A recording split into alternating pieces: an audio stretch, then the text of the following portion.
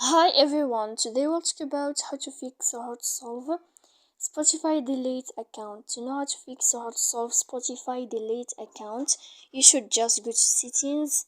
Here in this page we click apps, default apps, app settings.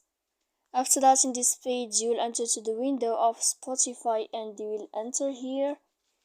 Then in this page of app info you will click on first stop and you will click OK.